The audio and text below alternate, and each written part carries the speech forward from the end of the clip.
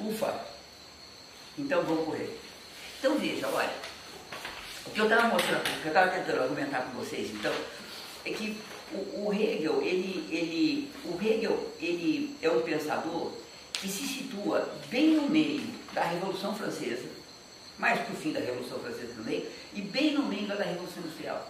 Portanto, ele é um pensador que ele está profundamente, historicamente determinado, está profundamente envolvido, tá certo? Com as questões que a Revolução Francesa e a Revolução Industrial trouxeram para a humanidade de uma forma muito imediata, tipo assim, na vida cotidiana, tá certo? Não são questões, obviamente são questões teóricas profundas, mas não são questões distantes da vida cotidiana. São questões que brotam da vida cotidiana, que dizem respeito ao que vai ser o Império Napoleônico, para onde que vai a Constituição do Napoleão, o que vai acontecer com a reordenação europeia pós-Revolução Francesa, o que está acontecendo com a Revolução Industrial do ponto de vista econômico, do ponto de vista da reprodução do próprio capital. Lembra que Hegel é um baita conhecedor de economia política, tá certo? Então, o que na verdade o Hegel está trazendo para a história da filosofia, do pensamento humano, de uma forma tão intensa, é que ele tá refletindo filosoficamente essas questões que estão brotando, essas novas questões que estão brotando dessa nova realidade histórica. E o que importa, em primeiro lugar, para a gente entender o Hegel, é que a coisa, vamos dizer assim, o traço mais importante dessa realidade agora, que está surgindo com a Revolução Industrial e a Revolução Francesa, o mais importante é que a humanidade está saindo do período da carência para o período da abundância. Lembram disso? Lembra? Quer dizer, a Revolução Industrial, pela primeira vez, coloca a humanidade numa situação histórica em que ela pode produzir mais do que o necessário para toda a humanidade. Então, viver deixou de ser sinônimo de viver com miséria, tá certo? A miséria deixou de ser um fato inescapável da existência humana e passa a ser o resultado de uma organização social que não possibilita que todos os indivíduos tenham acesso à riqueza produzida, que agora tem riqueza para todos. Isso, tá certo, é a coisa que vai ter maior impacto na estrutura geral do sistema hegeliano em comparação com Kant, Descartes, tá certo, o iluminismo anterior. Por quê? Porque veja, pela primeira vez a história humana pode ser assumida assim, ó, a história humana não é um destino a ser cumprido, destino que foi imposto para a gente, ou por Deus, ou pela natureza, percebe? E esse destino, claro, é o destino de sofrer, que era como se entendia a história antes. Né? Deus criou a natureza, ao criar a natureza, criou o ser humano com uma dada natureza, e a natureza da gente é uma natureza de sofrer. A gente é egoísta, a gente é mesquinho, então tem miséria, percebe? Agora, pela primeira vez, a humanidade pode olhar para o futuro e falar o seguinte, olha, eu posso viver na miséria ou não, dependendo da opção que eu fizer. Não tem nada que me obrigue a viver na miséria sempre, como era até o passado. Então, pela primeira vez, surge a possibilidade da humanidade compreender a si própria e conceber o seu futuro, não como um futuro que tem que ser a realização de um destino já pré-estabelecido, mas um futuro que pode ser, na linguagem do Hegel, que pode ser harmônico, que pode ser cheio de diferenças complementares e, portanto, pode ser feliz, ou então pode ser um futuro cheio de contradição, portanto, vai ser profundamente conflituoso, infeliz, com guerra, etc, etc. Tranquilo? Veja, isso vai entrar no Hegel de uma forma dúbia ainda. Porque ao mesmo tempo que o Hegel vai dizer, olha, a Revolução Francesa, a Revolução Industrial, essas duas revoluções estão colocando a humanidade num patamar a partir do qual a humanidade vai ser igualdade, liberdade e fraternidade, ou seja, o passado ficou para trás. Ao mesmo tempo que ele está dizendo, portanto, que a humanidade tem condição de construir um presente e um futuro integralmente novo, eu já vou falar melhor sobre isso. Ao mesmo tempo que ele está dizendo isso, ele vai dizer, e todavia entrar nesse patamar é algo rigorosamente pré-determinado. A história da humanidade estava todinha dirigida para chegar a esse patamar. Então, apesar do Hegel, tá certo, incorporar essa questão, olha, a gente não tem mais que cumprir um destino imposto pelos deuses ou pela natureza da humanidade, ele acaba explicando o presente como o único resultado possível e necessário de todo o desenvolvimento histórico. Então percebe que fica uma coisa meio ambígua, porque ao mesmo tempo ele diz, oba, podemos fazer uma outra história, não temos que cumprir o destino, todavia, Lá no começo já estava imposto que o final seria necessariamente esse. Então, nele, isso ainda é um pouco ambíguo. Isso deixa de ser ambíguo com Marx. Quando Marx vai falar, olha, a humanidade pode se emancipar no comunismo ou pode se destruir, tá certo? Né? O futuro, de fato, é a humanidade que faz. Mas no Hegel começa essa transição, diga. Então a tese do fim da história já está aí presente aí nessa... Claro. Veja, por que ele tem que dizer que tem um fim na história? Porque ele diz que tem um começo, eu vou dizer para você que ele diz que tem um começo, então, veja, esse começo podia ter um começo, mas não tem um fim. O fim é o dia que a humanidade se destruir, tá certo? Mas para ele vai dizer, tem um começo, esse começo é feito pela própria humanidade, o desenvolvimento é a própria humanidade se desenvolvendo, e todavia tem que ter esta direção, tem que chegar nesta finalidade, não é fim no sentido final, tem que chegar nesta finalidade, tá certo? Então, ao mesmo tempo que ele afirma o destino puramente humano, ele afirma que esse destino só tem, né? Então, portanto, que não é um destino imposto pelos deuses, ao mesmo tempo que ele afirma isso, ele diz, mas tem um ponto de chegada. Percebe que fica ambíguo?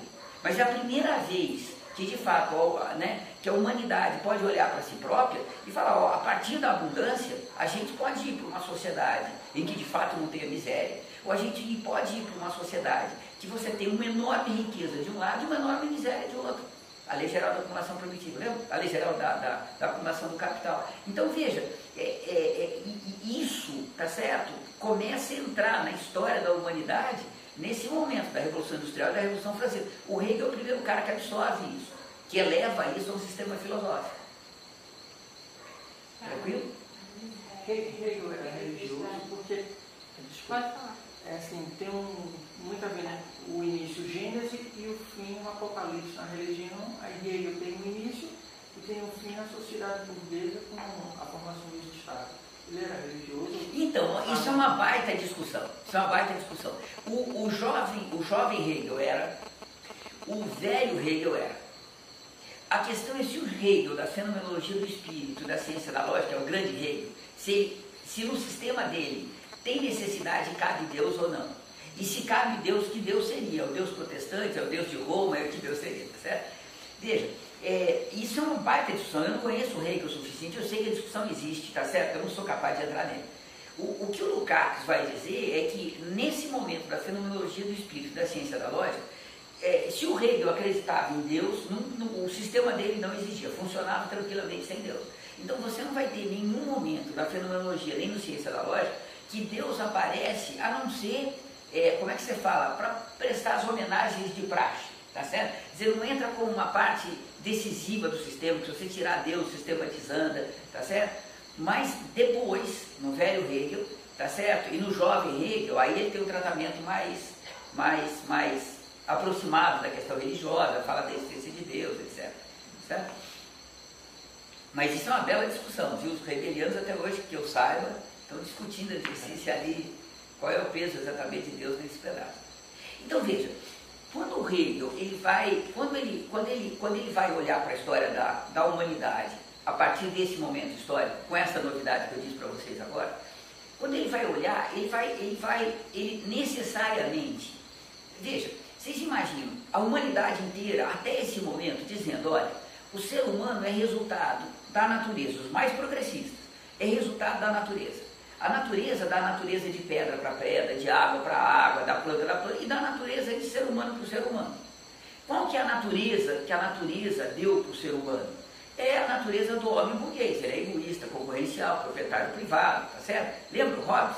Tá certo? Essa é a ideia, tá certo? Isso mais progressista. Os mais atrasados, os mais conservadores, atrasados, mais como tipo Kant, vão dizer, Deus criou o ser humano assim, criou a natureza e criou o ser humano assim. Portanto, isso é uma decorrência divina. Então veja, todos os grandes pensadores da humanidade estão dizendo isso. A humanidade está vivendo um momento histórico em que todo mundo está dizendo isso. Chega um cara e diz, não é nada disso. A gente faz a nossa própria história. O ser humano é resultado do seu próprio processo histórico. O que imediatamente vão cobrar desse cara? Ô idiota, explica pra gente como é que é isso. Mostra pra gente. Dizer só não vale, dizer é fácil, mostra, tá certo? Então, a primeira coisa que ele tem que fazer é mostrar. Mas para mostrar, todas as categorias ontológicas que foram utilizadas até agora, elas são ao mesmo tempo imprescindíveis e imprestáveis. Porque veja, se a essência é fixa, é dada por Deus, como é que você pode explicar uma essência humana que evolui? Se a continuidade é a continuidade do pecado original, portanto a humanidade nunca melhora, como é que você pode explicar que a continuidade é um processo de desenvolvimento das forças produtivas, da economia, da sociedade, da cultura? Como é que você pode explicar? Veja, se Deus é a essência, é o ser, o pecado é o fenômeno, se o nosso mundo é fenomênico, como é que você pode imaginar que o fenômeno tem alguma importância, algum peso no desenvolvimento da própria essência? Percebe? Então, todas as categorias que a humanidade utilizou até agora para explicar o mundo, você não pode abrir mão delas. Porque tem existência, fenômeno, continuidade, substância, existe. Você não pode pensar o mundo de outra forma. Todavia, você tem que reformular todas elas, você tem que fazer uma revolução em todas elas. Você tem que pegar, olha, tudo que esses caras disseram até agora, tá certo? Vale, porque é uma forma de explicar o mundo e funciona. Todavia, para explicar o mundo como processo, nós temos que explicar de outra forma. Tranquilo? Segura isso. Para complicar ainda mais a tarefa do Hegel, lembra que nesse momento histórico, o que a humanidade conhecia da história era muito pouco. Porque não se estudava a história, porque o passado não era importante para o presente. Então veja, os europeus descobrem que tem o Império Egípcio quando Napoleão invade o Egito em 1799. Aí que eu descobri que tem pirâmide, que tem... A Babilônia, o Hegel nunca tinha ouvido falar. Então, vocês percebem que qualquer menino hoje da gente sabe que o universo começou com o Big Bang, tá certo que teve dinossauro, que a Terra evoluiu e tal. Veja, o Hegel não tinha ideia que era assim. Para eles o universo era fixo, isso que a gente olha no céu, isso é fixo, não tem história. Né? Dizer que a Terra, que o planeta Terra tem uma história, era uma heresia da heresia da heresia da heresia. O que era mais aceito nesse momento, pela humanidade em geral, embora nem todos os estudiosos, mas o que era mais aceito nesse momento é um estudo feito por um bispo no século XVII, em que ele provava, através da Bíblia, que o universo foi criado, eu não lembro, mas tipo assim, uma quinta-feira do ano 1000, não sei tanto, entendeu? Às 9 horas da manhã, era assim, era ele, né? Eles achavam que o universo inteiro tinha 6.000 anos, alguma coisa assim, tá certo? Então, além de tudo, ele tem que contar que a humanidade é um processo, sem poder dizer que a natureza é um processo, que a vida é um processo, percebe? E sem conhecer a história humana para mostrar todos os elos desse processo, pelo menos os elos fundamentais, né? Não tinha ideias. Então vocês percebem que o que ele estava tentando fazer, ele precisava não só reformular as categorias ontológicas fundamentais, mas ele tinha que montar um mosaico com umas pecinhas tudo perdidas que ele tinha que dar um jeito de arrumar aquilo. Então o que ele vai fazer é uma obra genial, percebe? O que ele consegue fazer é genial. Mas vocês percebem como falta elemento para ele argumentar o que a tese dele tinha de correto. Ele faz brilhantemente. Depois dele, nunca mais foi possível olhar para a história da humanidade sem falar que é história. Tá certo? Isso que nós, com 7 anos de idade, a gente aprende, né? Que a história é um processo. Isso, tá certo? O Hegel foi o primeiro cara que disse. Quer dizer, nem uma escola primária, hoje a gente consegue passar sem conhecer isso, tá certo? Veja a descoberta que o cara fez. Mas vocês imaginam a dificuldade que ele tinha para falar, olha, idiotas, né? E vocês têm que lembrar que naquele momento, você tem um apogeu do período napoleônico, 1806, mas em seguida logo em seguida, começa a decadência do período napoleônico. E quando Napoleão vai entrando em decadência, significa que as forças progressistas da Europa, do ponto de vista intelectual, filosófico, começam também a perder. E o resultado disso é que os conservadores começam a ganhar espaço. Então o cerco ao Hegel na Prússia, na Alemanha, começa a crescer, tá certo? Ele tem um momento que ele representa o que tem de mais progressista, mas depois, quando a burguesia, quando os mais progressistas começam a perder, ainda tem a reação contra ele. Então veja, ele tem contra ele elementos suficientes, né, para dizer, olha, aquele projeto era muito meritório, mas tinha tudo para não dar certo. E deu certo, tá certo? Genial, que deu certo, que com tudo isso o cara conseguiu fazer. Então veja, todas as soluções que ele mandar, todas, praticamente todas as soluções que ele vai dar são soluções que avançam a solução do problema, mas não resolvem o problema completamente. Que dá um passo importante em direção do problema, mas não resolve o problema completamente. Tá certo? Que indica, mas, né? Porque, claro, tá certo? Nessa situação não tinha como ir além disso. Tinha que terminar a Revolução Francesa, terminar a Revolução Industrial, para mostrar que da Revolução Francesa e da Revolução Industrial não vinha igualdade, liberdade, fraternidade, vinha o mundo burguês nascente, tá certo? E que o resultado disso era uma catástrofe completa, era uma crise social profunda, precisava ter isso, para daí sim você tirar dos enfim, a partir de Hegel, tirar soluções mais avançadas, as soluções, digamos, completas, né? Mas o Hegel encaminha isso, tá certo? O Hegel é o cara que abre esse campo todo. Tranquilo? Então veja, como é que ele vai fazer isso? Tá certo? Como é que ele começa a elaborar isso? Ele vai dizer o seguinte, ó, se a gente olhar para a história da humanidade, a gente vai ver que a história da humanidade é uma história assim, ó. Sócrates, você tem lá na Grécia, a sociedade é tudo, o indivíduo é nada. Por que ele pode dizer isso? Porque veja, o Sócrates, ele prefere morrer em Atenas do que viver no degredo. Por que ele prefere morrer em Atenas do que viver lá no degredo? Porque, veja, ele só pode ser senhor de escravo numa comunidade de senhor de escravo. Se você tiver um senhor de escravo sozinho contra o escravo, ele não dura um dia. Tá certo? Os escravos matam ele. Ele só pode ser senhor de escravo em uma comunidade de senhor de escravo. Então, o indivíduo na Grécia é nada, a sociedade é tudo. O indivíduo é aquilo que a sociedade possibilita que ele seja. Então, nesse momento, Sócrates prefere morrer em Atenas do que viver no degredo. Aí ele vai dizer, mas veja, isso é algo desequilibrado, porque não é assim. Na verdade, se não tem indivíduo sem sociedade, também não tem sociedade sem indivíduo. Então, vocês percebem que a sociedade é tudo, o indivíduo é nada? Isso é uma contradição, não é uma coisa equilibrada. E o resultado dessa contradição é que o indivíduo começa a ganhar peso na história. Então, se a gente chegar na Idade Média, vai dizer o Hegel, veja, na Idade Média o destino do indivíduo não é decidido com a sociedade mais. O destino do indivíduo depende da sua relação com Deus, diretamente com Deus. Ele vai se danar ou ele vai se salvar se Deus o salvar ou não. Isso vai depender da ação dele. E o resultado disso, então, veja, é que começa a surgir um individualismo. Esse individualismo vai explodir com a sociedade burguesa. Ele vai chamar individualismo burguês. Vocês têm que lembrar que para o Hegel, burguês é elogio. Tá certo? É a classe revolucionária, né? Então, quando ele está chamando individualismo burguês, é positivo, tá certo? Não é como hoje para a gente. Ele vai chamar de individualismo burguês, que ele data o nascimento a partir de 1500, quando começa o período moderno para a gente. Ele vai dizer, veja, quando surge essa nova forma de propriedade privada chamada capital, isso é pura economia política, tá certo? O Hegel, pura economia política. Ele vai dizer, quando surge essa nova forma de propriedade privada, que é o capital, o indivíduo é a quantidade de dinheiro que ele tem no bolso dele. Então, ele é o que ele é em qualquer sociedade capitalista, em qualquer lugar que tenha mercado. Como o mercado passa a ser mundial, essa ligação do indivíduo com a comunidade que o Sócrates tinha, desaparece. Agora, veja, se o cara puder destruir a cidade dele, destruir o país dele para ganhar dinheiro, idiota se não fizer. Porque ele é o dinheiro que ele tem, não é o país que ele pertence, a comunidade que ele pertence. Então, o indivíduo se desgarra da sociedade. A sociedade passa a ser só um instrumento para o seu enriquecimento privado. A essência do indivíduo, o fundamental do indivíduo, é o enriquecimento privado dele. Isto é o individualismo burguês. O indivíduo é tudo, a sociedade é nada.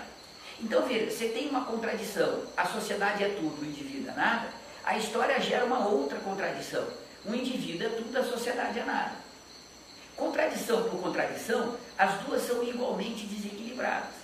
Porque se não tem indivíduo sem sociedade, também não tem sociedade sem indivíduo, percebe? Então, o resultado, veja, é que essa contradição, o indivíduo é tudo, a sociedade é nada, leva ao individualismo burguês mais exacerbado. E isto conduz a um processo em que o individualismo burguês mais exacerbado dissolve a sociedade num processo de guerra civil. Ele vai falar o que aconteceu na Inglaterra no século XVII, o que está acontecendo na França agora e na Europa. O individualismo burguês, levado às últimas consequências, leva à dissolução da própria sociedade. E com a dissolução da própria sociedade, não é só a propriedade privada do indivíduo, não é só o capital do indivíduo que está ameaçado a própria vida do indivíduo. Então veja, este processo histórico, veja, a sociedade é tudo, o indivíduo é nada. Depois o indivíduo é tudo, a sociedade é nada. Este processo histórico gera contradições que só pode ter um resultado. A humanidade perceber que sociedade e indivíduo são polos complementares de uma mesma relação. No dizer do Hegel, são determinações reflexivas. Um não pode existir sem o outro. Não tem indivíduo sem sociedade, não tem sociedade sem indivíduo. Portanto, de contradição em contradição, a humanidade chega à consciência do que ela é. Ela só é sendo ao mesmo tempo indivíduo e sociedade. E isso só pode existir nessa relação, em que a sociedade é sociedade, indivíduo é indivíduo. Eu vou falar melhor sobre isso. Mas ele descobre, veja, que essa tem que ser uma relação complementar, não pode ser uma relação contraditória. Não pode ser a sociedade massacrando o indivíduo e não pode ser o indivíduo massacrando a sociedade. Você não tem que ter uma contradição entre esses dois, você tem que ter uma complementariedade. E isto a Revolução Francesa permite, e a Revolução Industrial permitem que a humanidade descubra naquele momento histórico. Então, nós temos que montar uma sociedade em que a relação indivíduo e sociedade seja uma relação complementar e não mais contraditória. Tranquilo? Então, veja, o primeiro elemento importante, de contradição em contradição, você tem um processo de superação das contradições e entra numa relação dialética complementar, percebe? Numa determinação reflexiva. Uma é complementar da outra. Você não tem o indivíduo se não tiver a sociedade, não tem a sociedade se não tiver indivíduo. Tranquilo? Yes? Isso vai ser muito importante, logo em seguida, para a gente ver a questão de essência, fenômenos, etc., continuidade. Vou lá? Ó que legal, ó que legal. Como é que se dá essa relação sociedade-indivíduo? Assim, do ponto de vista econômico, lembra que ele é leitor da economia política, tá certo? Ele sabe, tá certo, que a base da sociedade vem da economia, tem clareza disso, né? A sociedade burguesa é produzida na produção do capital, isso ele não tem dúvida, tá certo? Então ele vai dizer, ó que legal, ó que legal. Se você pegar o indivíduo, que é o proprietário privado, seja ele um trabalhador assalariado, seja ele um proprietário de capital, então ele está falando proprietário mesmo, quer ser o proprietário da força de trabalho, quer ser o proprietário do capital, tá certo? O indivíduo que é proprietário privado, ele só tem um interesse na vida, ele quer se enriquecer, ele quer acumular capital. A única razão da existência burguesa, a única, é acumular capital, não tem outra razão. Se você quer um indivíduo, não é isso que ele diz, mas enfim, se você quer um indivíduo realizado, é um indivíduo que acumulou capital. Se você quer um indivíduo frustrado, é o cara que não acumulou capital. Isso, certo? Então, esse indivíduo, ele é necessariamente, isso é ele, o locus do egoísmo. É ele acima de tudo. A sua necessidade de acumulação acima de qualquer outra necessidade. Então, este é um cara que é incapaz de qualquer ação altruísta. Altruísta, tá claro? De qualquer ação que leve em consideração o interesse coletivo antes do interesse individual dele. Ele é incapaz de qualquer ação altruísta. Ele é necessariamente egoísta. Portanto, mesquinho, concorrencial, burguês. Tá certo? Ele é um indivíduo burguês. E o Hegel diz isso, tá certo? Bürgerlich, burguês, tá certo? Legal pra caralho. Vê, o que esse indivíduo burguês vai fazer? Ele quer ganhar dinheiro. Ele vai desenvolver o negócio dele.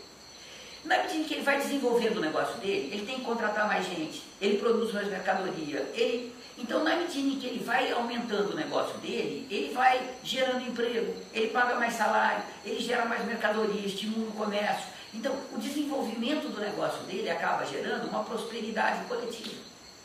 Não há uma igualdade, ele continua sendo mais rico.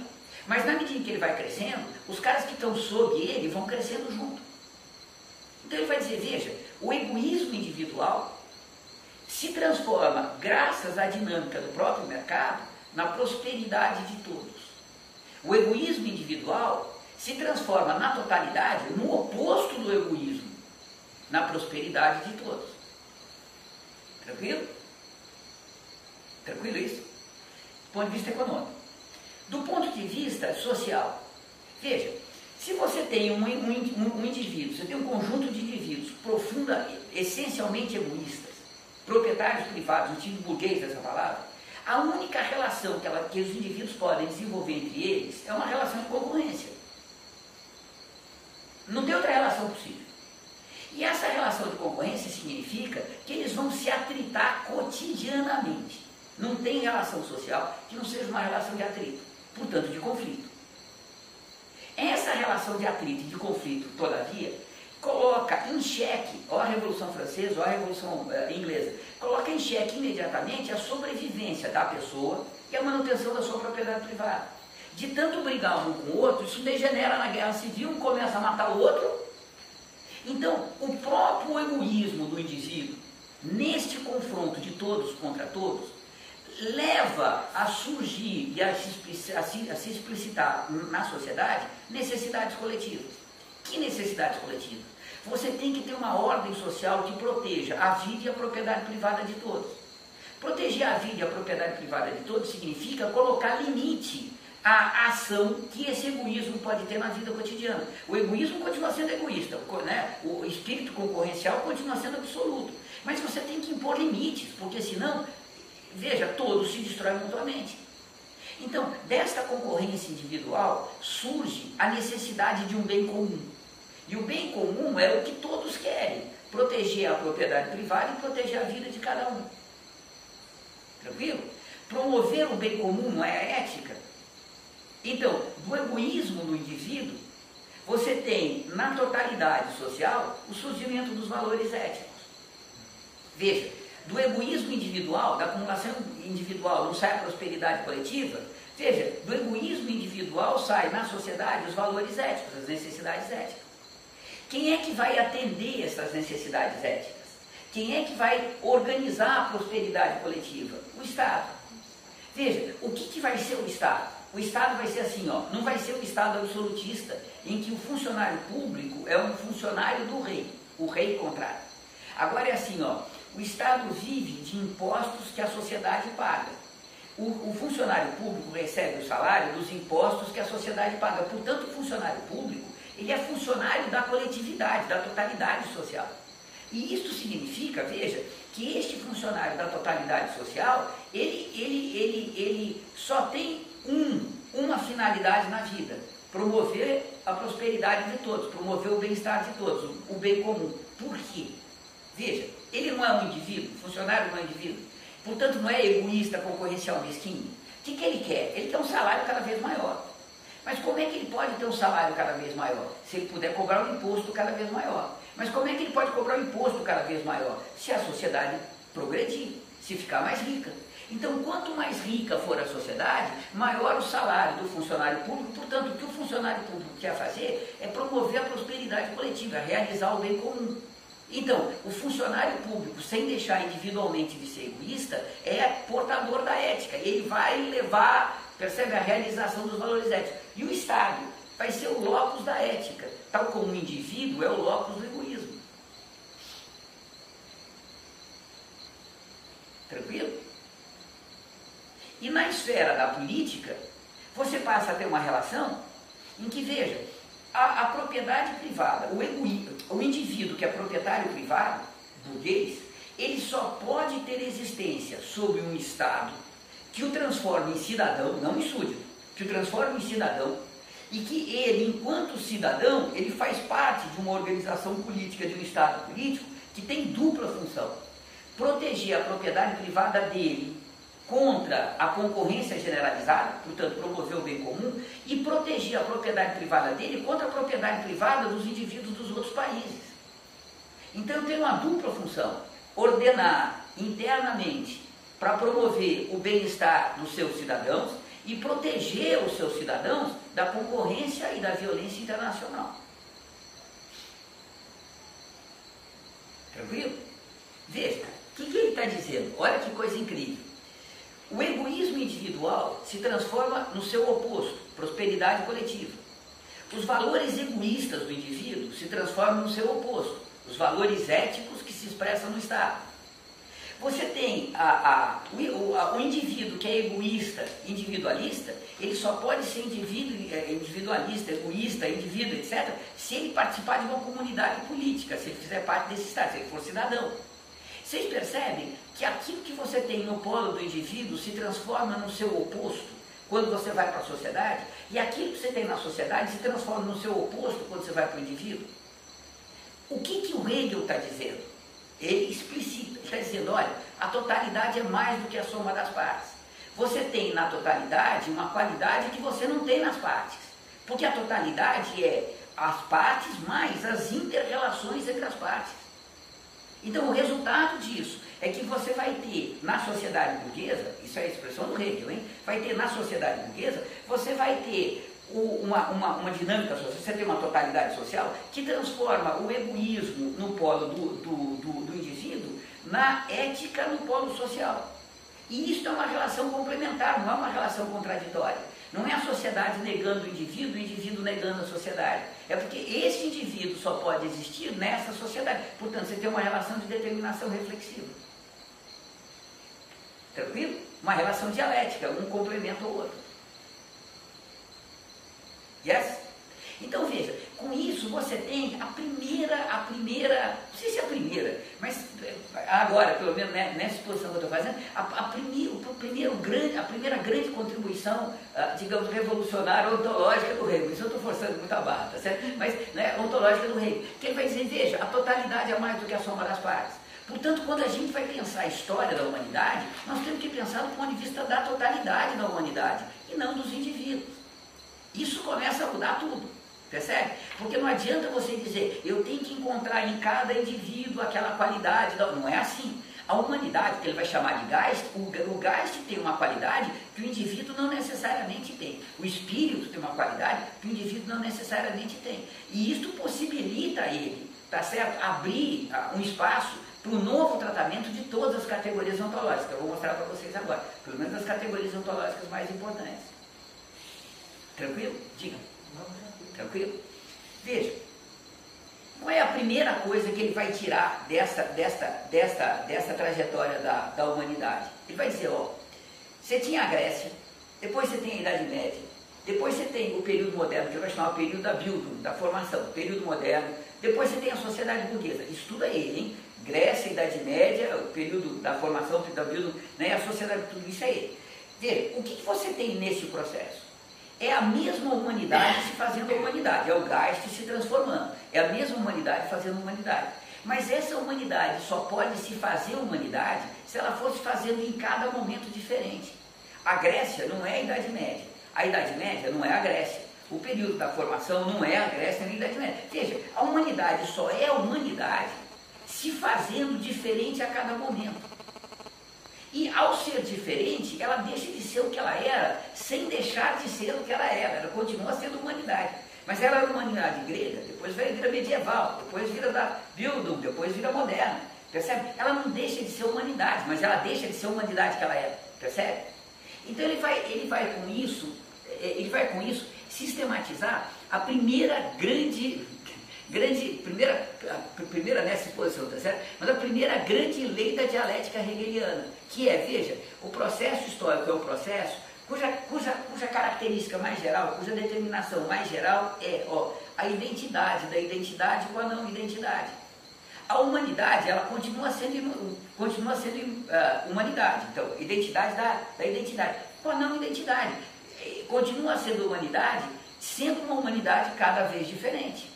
Então, a humanidade não deixa de ser humanidade para ser grega, mas deixa de ser humanidade grega para ser humanidade medieval. Não deixa de ser humanidade para ser medieval, mas deixa de ser medieval para ser... Percebe?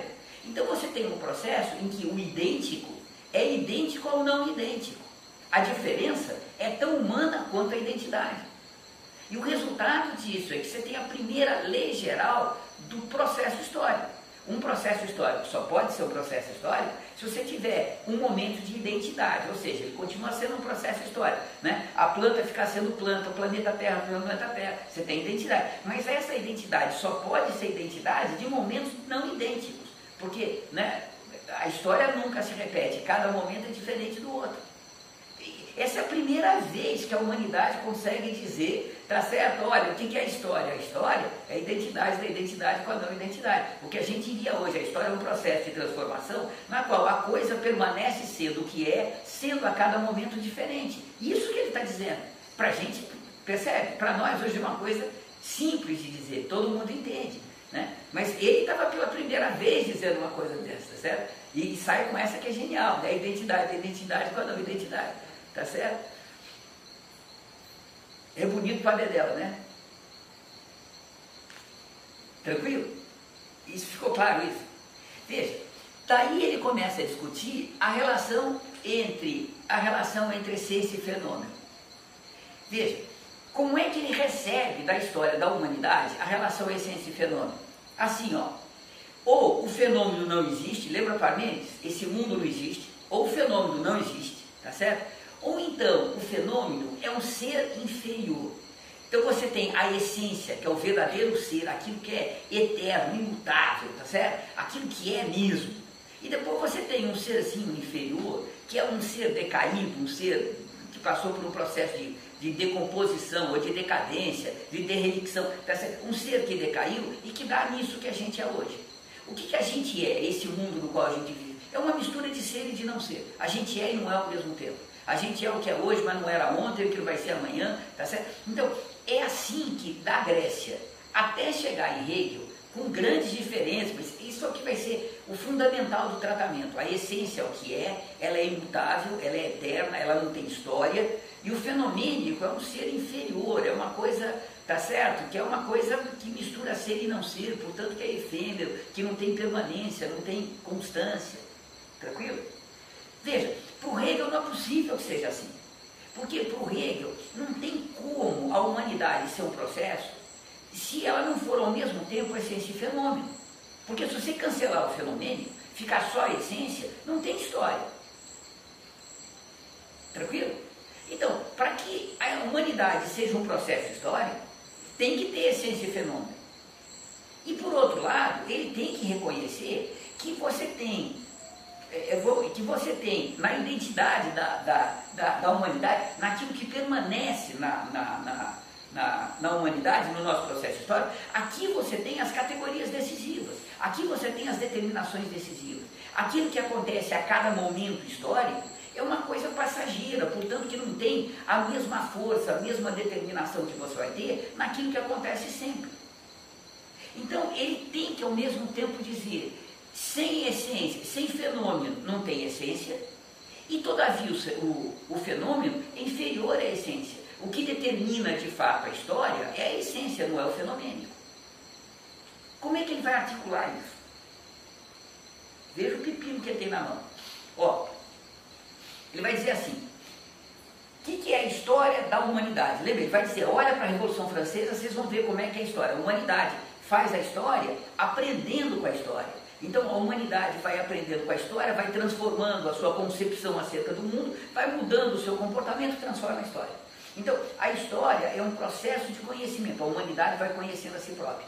Então se a história é um processo de conhecimento, a história tem que começar assim, a humanidade praticamente não se conhece, e o final dessa história só pode ser um, a humanidade se conhece. Como é que é feito esse processo? Aquilo que eu botei para vocês. A Grécia, a sociedade é tudo individuada, barará, barará, até que você chega na Revolução Francesa, a humanidade olha para si própria e fala, opa, o que eu sou? Eu sou esse processo histórico. E nesse processo histórico eu descobri que eu sou o indivíduo e a sociedade que eu sou. Tranquilo? Então veja, o processo de desenvolvimento é um processo que tem um elemento gnoseológico muito forte, que você tem um elemento de conhecimento muito forte, e esse processo de conhecimento, se começa na inconsciência, no não conhecimento, tem que terminar no conhecimento absoluto, no conhecimento total, na consciência absoluta.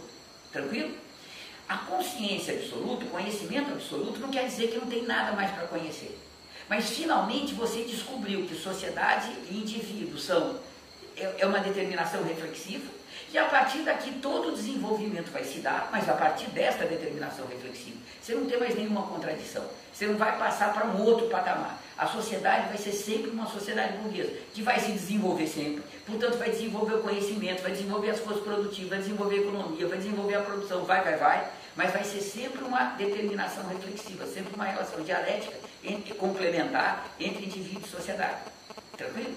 Então veja, ele tem que olhar nessa trajetória do Geist, nessa trajetória do espírito, ele tem, e não é totalmente incorreto, mas ele tem que enxergar aí necessariamente a continuidade da história. É aqui que a humanidade acumula. Veja, o Sócrates era o que era. Quando Sócrates morreu, Sócrates desapareceu. O que ficou para a história? O exemplo ético do Sócrates. Eu prefiro morrer em Atenas do que... Percebe? E séculos depois, a gente olha para o Sócrates e fala, porra, todo cidadão tinha que ser assim. Tá certo? Veja, isso é que ficou na história. Ficou por quê? Porque isso entra na história como um momento em que a humanidade está tomando conhecimento dela própria. A gente admira o Sócrates e, ao mesmo tempo, hoje, a gente admira Romeu e Julieta. Romeu e Julieta é justamente o oposto do Sócrates. Romeu e Julieta conspiram com o apoio do frade para enganar todo mundo e viver o amor deles, traindo toda a sociedade, toda a família, todas as... É justamente o oposto do Sócrates. E a gente admira Romeu e Julieta tal como a gente admira Sócrates. Por quê? Porque a gente enxerga neles o momento da construção do que nós somos. Percebe? Então, o Hegel está vendo no presente, veja, um estágio de desenvolvimento que é o desenvolvimento dos estágios anteriores. Portanto, de alguma forma, os estágios anteriores que foram ultrapassados, eles permanecem no presente. Então, você tem um elemento de continuidade. E ele vai dizer, veja, é nessa esfera da continuidade que você vai ter o desenvolvimento da essência. A essência humana é este processo de acumulação que vai acontecer na totalidade. Lembra que a totalidade é mais do que a soma das partes? É este processo. Tranquilo? Aí ele vai olhar para a história e ele vai dizer, mas veja, este processo... Diga, você tinha pergunta?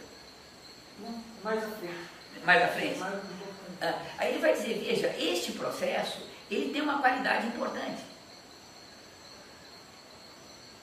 Ele não pode ser o processo, não poderia ser o processo que é, se não tivesse tido Sócrates, a Idade Média, com Agostinho, Tomás de Aquino, o período da Bildung, né? Então, isso tinha que acontecer na história. Ele vai dizer, portanto, a essência só pode se desenvolver, a essência só pode se desdobrar, a expressão que ele usa, a essência só pode se desdobrar se contar com um fenômeno no qual a essência aparece, a essência se mostra, a humanidade aprende, supera aquele patamar da essência por outro. Aí a essência se mostra no próximo fenômeno, a humanidade aprende.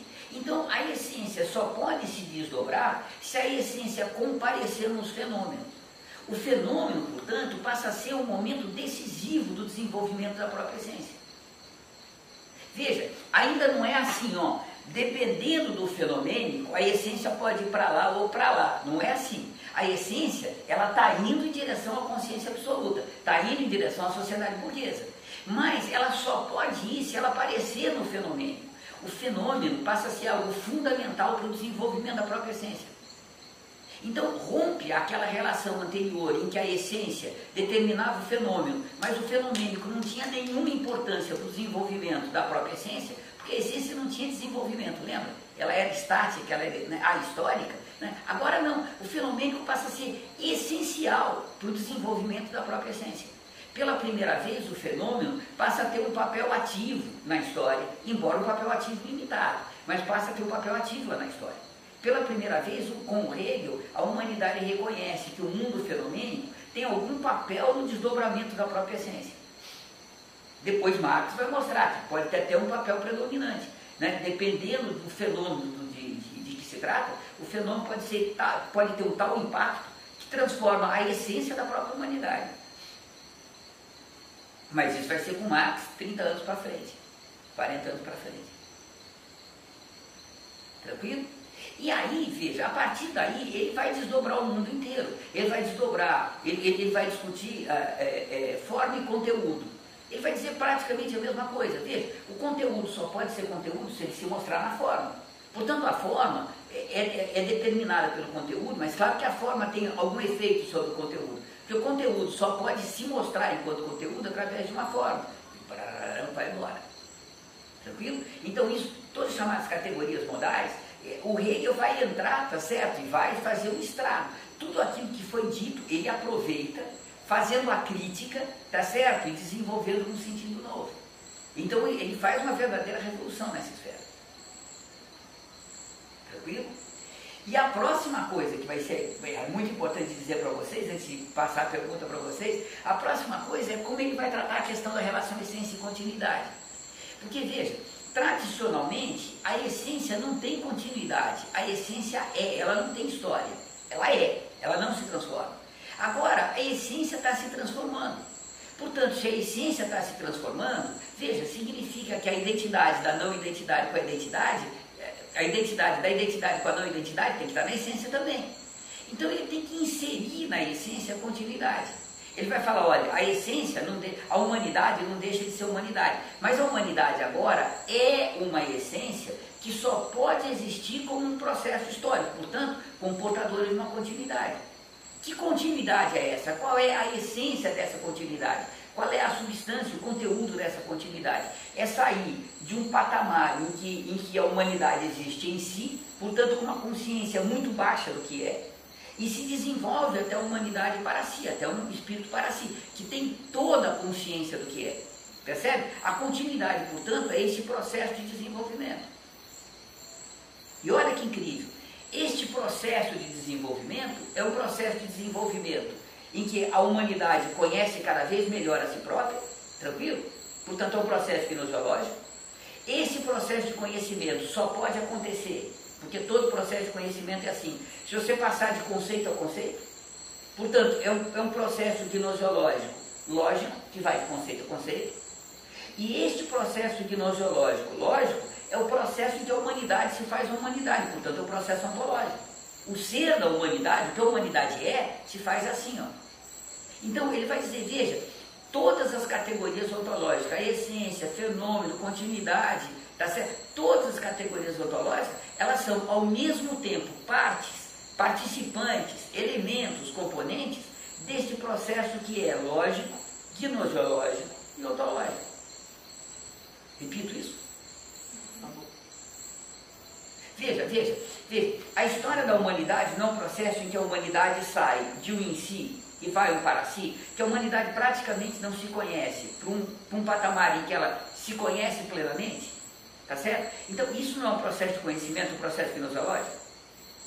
Esse processo gnoseológico, a humanidade não vai de conceito, porque todo processo de conhecimento é assim, a gente não vai de conceito a conceito. Então, a passagem de conceito a conceito é uma passagem lógica. Então, veja, a gente vai para um processo que é gnoseológico e lógico. E não é assim que a humanidade se faz humanidade, não é assim que você sai da sociedade grega para a feudal, para a sociedade da formação da Bildung. Então, veja, é também como a humanidade se faz humanidade. Então, é um processo ontológico, o ser humano se faz assim.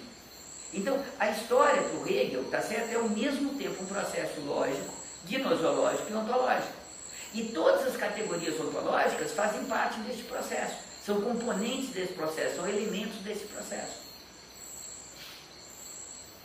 E isso é a dialética hegeliana. A dialética do Hegel é esse movimento da história. As leis gerais do movimento da história é a dialética para o Hegel. O que vai ser para o Marx também. A dialética para o Marx é a lei, é a lei. Tá certo? É como a história se faz a história. O processo histórico é o processo dialético. As leis da dialética são as leis do processo histórico. A dialética sai da história, percebe? Não é um modo de pensar, ela sai da história. Isso já está presente de algum modo em Hegel.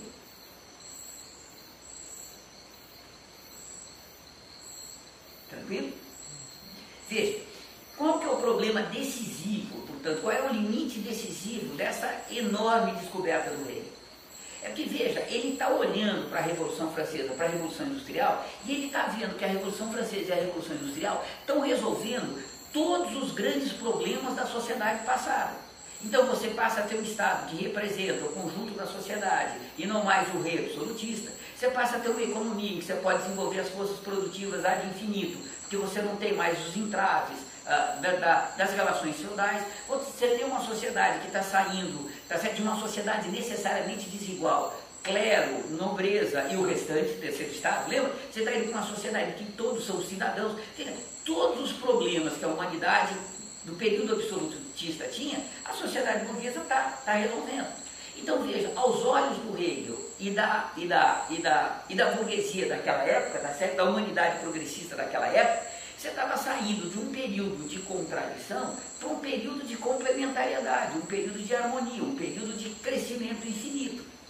Então veja, ele tem que entender que esse movimento dialético da história, posso falar assim? Que esse movimento gnoseológico, lógico, ontológico, isto, tá certo? Ele vai de contradição em contradição até que ele chega um momento que não tem mais contradição, você tem complementariedade. Então, neste momento, o movimento dialético deixa de ser superar, lembra aquela categoria hegeliana do Aufhebung, né? Superar o estágio anterior para ganhar um estágio superior. Agora deixa de ser assim. Agora você tem o desenvolvimento sempre do mesmo estágio. A sociedade burguesa, ela vai sempre se desenvolver, mas ela vai ser sempre sociedade burguesa.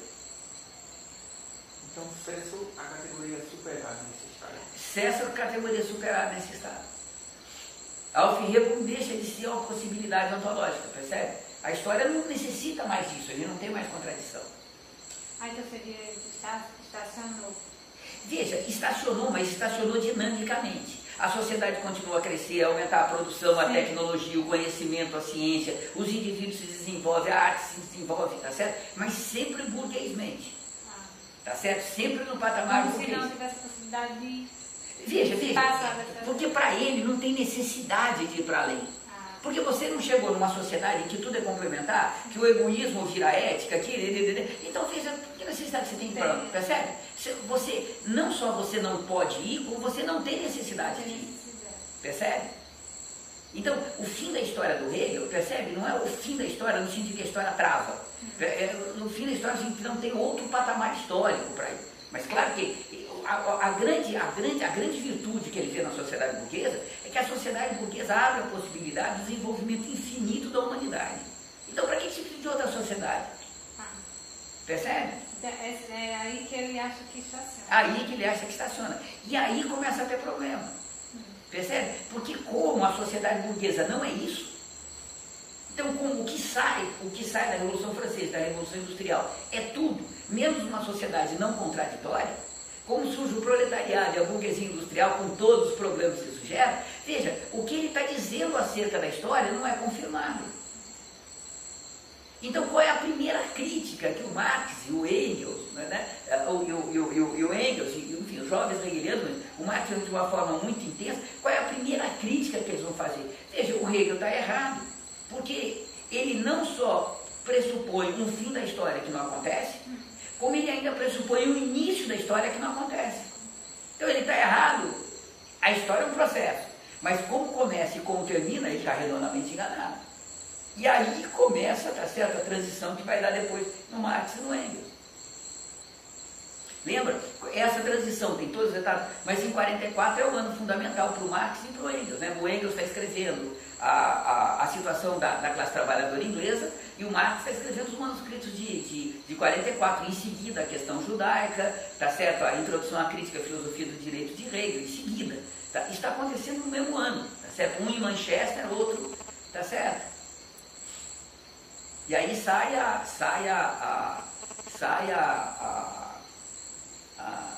como é que chama? Os anais franco-alemães. Que aliás não tá aqui, só vou mostrar para vocês. Eu comprei, vocês podem comprar, custa baratinho, um facsímile dos anais franco-alemães. Uma reprodução, tá certo? Tem na internet para comprar. É uma gracinha de ver. Tem alemão, francês, é engraçado, tá vendo? Essa concepção dele parece a concepção de comunismo de Marx.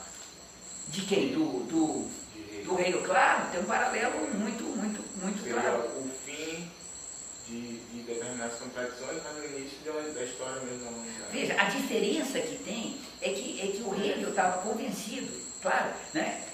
O Hegel estava convencido que a sociedade que a gente vai ter após a Revolução Francesa e a Revolução Industrial é uma sociedade que vai ser sempre burguesa. O indivíduo vai ser egoísta, proprietário privado, etc, etc. O que o Marx está pensando na sociedade comunista, que ele vai falar o fim da pré-história da humanidade, lembra? Né? Quer dizer, finalmente a humanidade vai fazer a história conscientemente. O que ele está pensando é, a gente vai para um patamar que vai gerar contradições que vão requerer outros patamares. A gente não tem como saber por onde.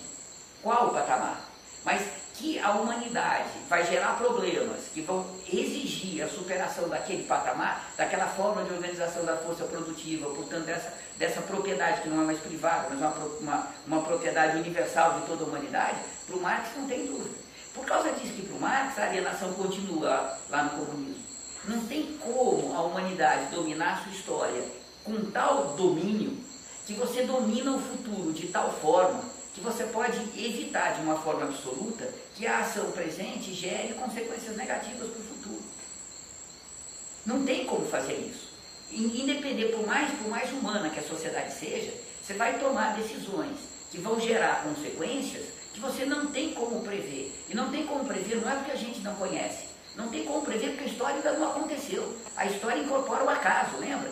Então, como a história ainda não aconteceu, você não tem como ter absoluta segurança do que vai acontecer lá no futuro. Então, evidentemente, está aberta a possibilidade da humanidade gerar problemas, contradições que impedem o desenvolvimento da própria humanidade. Isso é alienação.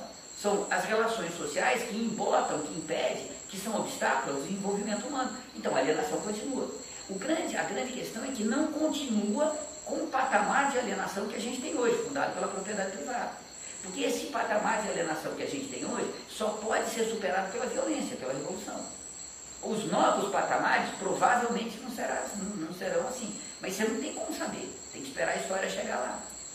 Percebe? Então a diferença que tem para o Hegel e para o Marx é que o Hegel imaginava que chegado no paraíso, todos os problemas seriam solucionáveis naquele patamar. O Marx tem absoluta certeza que nem existe esse paraíso, nem vai ser assim no comunismo, percebe?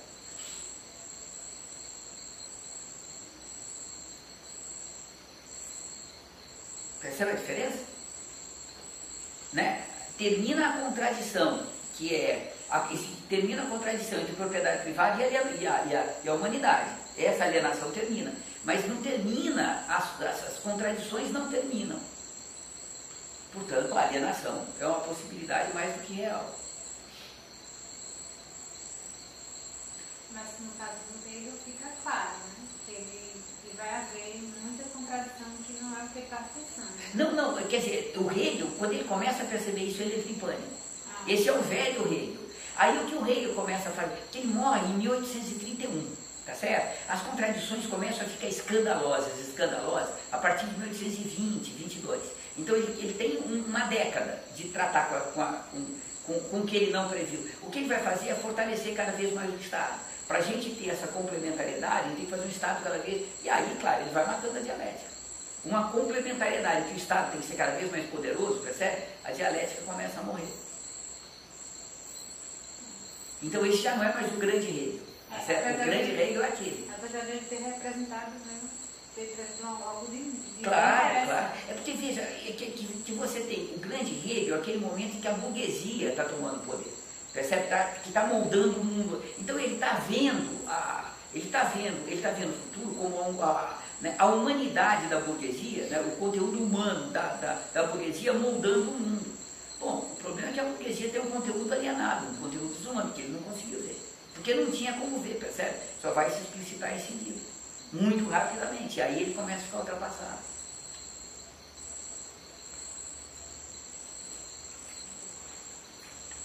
Legal, né?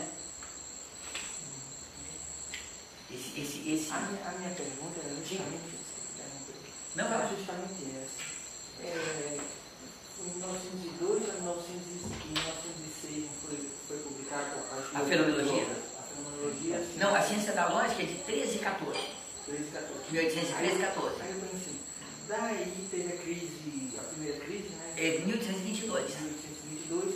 Aí quando ele morreu em 31, aí eu fiquei pensando, peraí, ele deve ter visto claro que aquele negócio ali estava com alguns problemas, claro. Aí eu fiquei pensando, então, o que ele respondeu? Então, aí a tentativa dele, ele vai fazer... fortalecer um Estado. O Estado. Ele vai escrever a filosofia do Estado e do Direito, tá certo? E a partir daí ele vai aumentando cada vez mais o peso da totalidade do Estado, que representa a ética, frente ao egoísmo. Ele vai falar, o problema é que o egoísmo não está sendo controlado, então tem que fortalecer o Estado. Foi a saída dele, então. Foi a saída por aí, tá certo? E é aí que começa a fazer a água.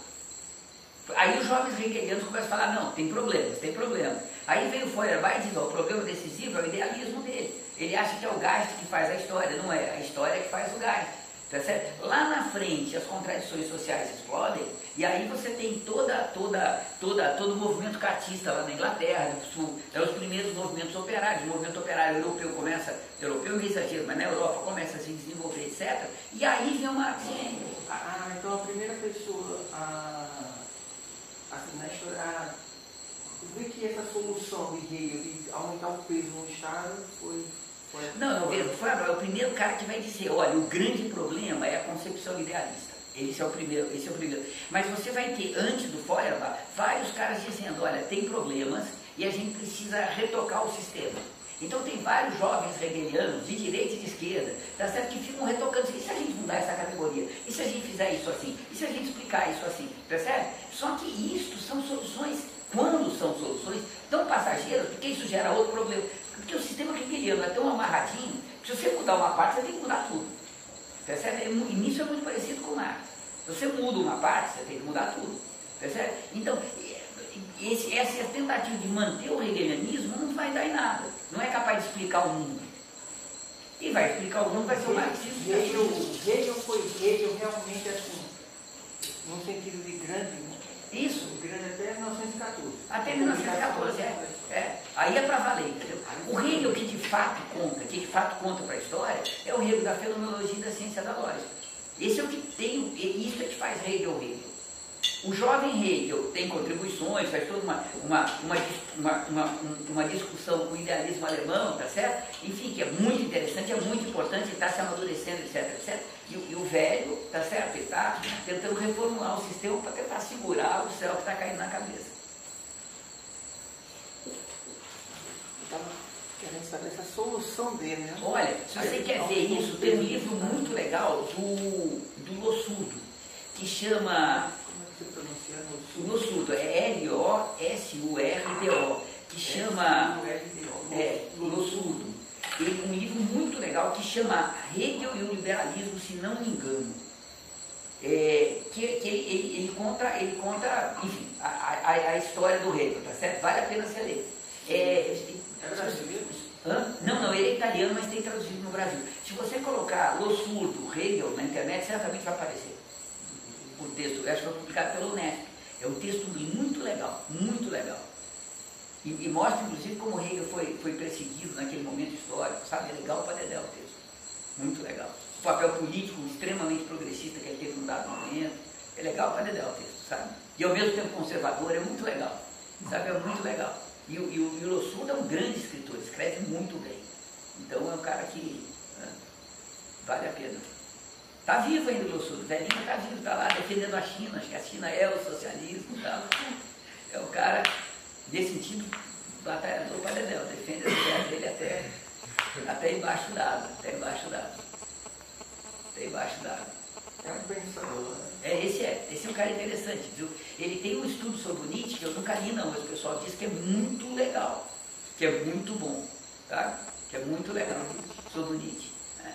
Então, chama como é que é? O nobre, alguma coisa assim, o nobre revoltado, o nobre rebelião, algo assim. Que é um texto muito legal. O pessoal comenta muito, elogia muito. Mas eu nunca li. Faz parte dos buracos da minha vida um dia. Não vai dar pra ver, né? Tem tanta coisa para ler. Todo mundo tem medo. Sim, claro. Só que não tem são os grandes, né? Que não somos nós. São os imortais, né? Aqueles caras. Não sei como é que eles leem tanto, né? Maluco, como é que conhece tanto. É um infernal. Sobre alienação no eventual sociedade comunista, tem algum texto? Tem todos. Mas quem trata muito legal disso é o Lukács. Tá certo? Com todos os problemas do capítulo da alienação, quem trata isso muito legal é o Lukács. Ele argumenta isso fundamentalmente que eu argumentei com vocês, que como o processo histórico ele tem um elemento de acaso, e portanto como o futuro não pode ser previsto integralmente, porque ele ainda não aconteceu, percebe? É impossível que você tenha uma sociedade que você domine as consequências das ações humanas com tal intensidade que você pode garantir que elas não vão ter nenhum aspecto negativo. Então, sabe lá, vamos imaginar que a gente virou comunista, a gente vai ter um planeta comunista, a gente tá organizando a economia dessa forma, produzindo assim. Veja, como é que a gente pode ter absoluta certeza que uma determinada decisão de produzir isso assim, ou de transformar a sociedade nesse sentido, ou de construir, daqui a 200 anos não vai ter uma consequência negativa que vai obrigar a gente, tá certo, a tomar determinadas decisões? Veja, quando a humanidade gera obstáculos para o seu próprio desenvolvimento, isso é o processo de alienação. Então a gente tinha alienação antes da propriedade privada, na sociedade primitiva, e a gente vai ter alienação depois na sociedade sem propriedade privada, no comunismo. A diferença é que a qualidade da alienação muda, tá certo? Mas continua sendo alienação.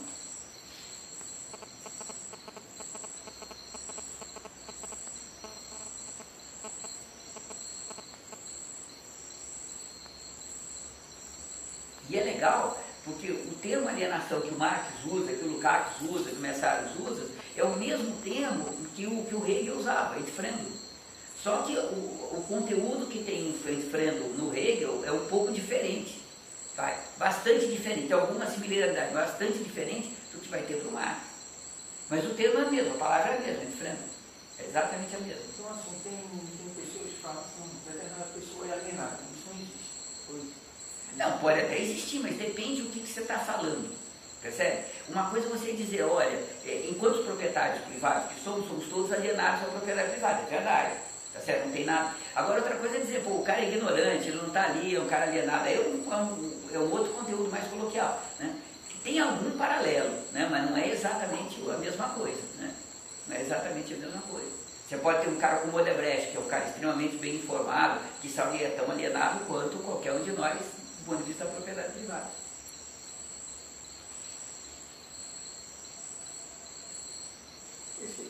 Colocar obstáculos ao próprio desenvolvimento da humanidade, colocar os próprios obstáculos, só para trazer para a vida pessoal. É a mesma coisa. A mesma coisa. Você tem, veja, como o indivíduo também é um processo histórico, você no seu próprio desenvolvimento, você pode ir gerando obstáculos ao seu próprio desenvolvimento futuro. Esses obstáculos podem ser afetivos, puramente emocionais, puramente sensação, e eles podem ser de concepção de mundo, de racionalidade, de valores, claro. Claro. Se você pegar, o Lukács cita muito, porque é um texto muito bonito, é um romance do Thomas Mann, chama Os Buddenbrook. É a história de uma família que entra em decadência, e a história de dois irmãos. E você vai ver como é que é o processo de alienação, é super, super interessante, do ponto de vista do indivíduo. O senhor sabe, eu lembro o nome do livro? Buddenbrook, né, que é a família, Buddenbrook, escreve B-U-D-D-E-E-M-B-R-O-K.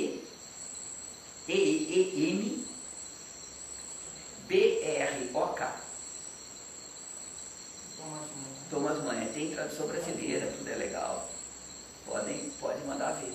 É lindo, é lindo, é lindo, é lindo. Tá certo? Você vai ver como que na própria individualidade, né, você vai gerando contradições e muitas vezes para você fazer o seu processo de desenvolvimento você tem que superar o que você já era, né? Isso é super legal. O processo da gente estudar, aprender, em larga medida é isso, né? Você tem que deixar para trás determinadas capacidades e você tem que desenvolver outras capacidades que você não tinha antes. Este processo é um processo de superação, né, que é o Ferreiro. E aí, claro, você tem toda a alienação que surge. As neuroses que aparecem, aí vai embora. Quem trata legal isso é a Jumaísa. A Jumaísa, de nós, é a pessoa que melhor conhece essa discussão do indivíduo e alienação, é a Jumaísa. Tá certo? Pode sentar com ela, ela fala horas sobre isso para vocês, é super legal. É, super legal. E essa coletânea aqui, esse conjunto de texto que o Veredas está publicando, que chama a teoria marxista do sujeito, saiu o tomo 1, está saindo o tomo 2 agora, também é uma baita discussão dessa questão, sabe? Do ponto de vista da psicanálise, então uma baita discussão. Legal para dentro. Faz uma discussão interessante sobre o racismo. Quem? Tem uma parte desse livro que faz uma discussão interessante sobre o racismo. Tem sim. Ciência marxista do sujeito. Ciência marxista do sujeito, é legal para dedéu.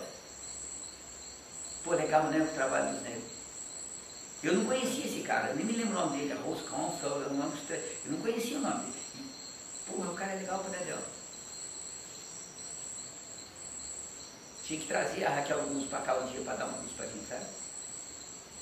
Que é a pessoa que está que tá organizando a edição do Brasil. Da PUC de Campinas. Tinha que trazer ela para cá para dar um curso para a gente. A gente faz. Quero passar uma antologia essa loucura, a gente faz. É correto dizer, nessa relação entre indivíduo e sociedade, que o indivíduo é o principal polo por onde a reprodução, a alienação se reproduz? Não é isso que o Lukács diz. Ele vai dizer que a alienação é sempre um processo social, tá certo?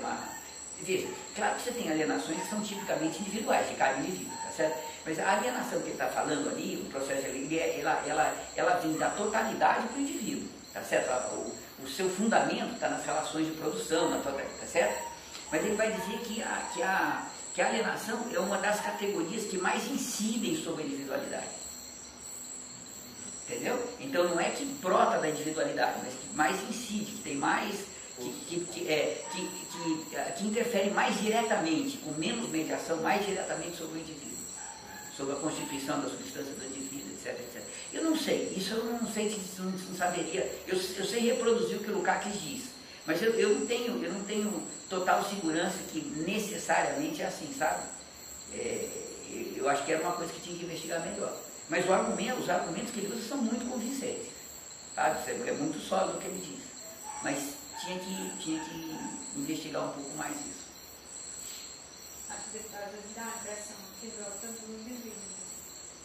Quando você vai observando. O problema, veja, é que o capítulo da alienação, primeiro, é o capítulo pior escrito. É enormidade, são 240 páginas. É o pior escrito, e é o capítulo em que ele se propõe a discutir o mundo contemporâneo que ele está vivendo. E como que seria possível encaminhar superações da alienação do mundo contemporâneo. E aí ele está convencido que, como na União Soviética já tem o socialismo, por que na União Soviética o socialismo se realiza de uma forma deturpada, não de uma forma plena? Ele vai dizer pelo processo da alienação.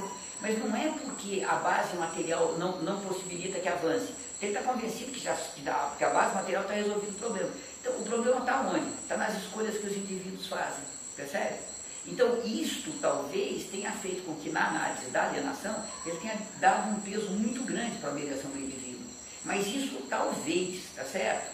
Tem que ir atrás, tem que investigar para ter mais certeza disso.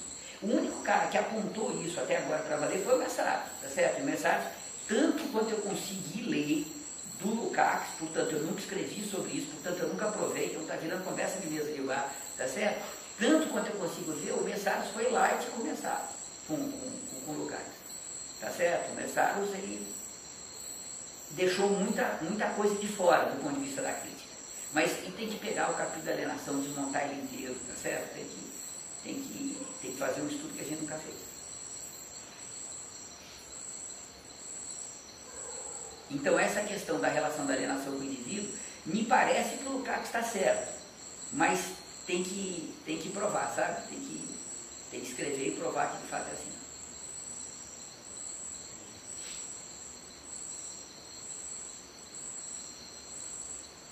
Legal, né?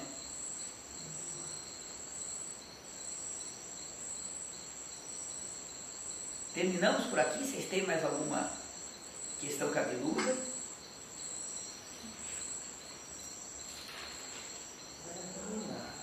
Claro. Mas não esquece. Né?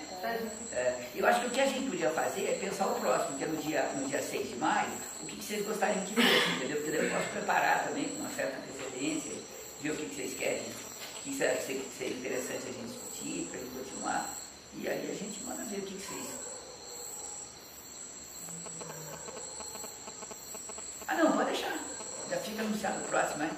Ver o que vocês querem.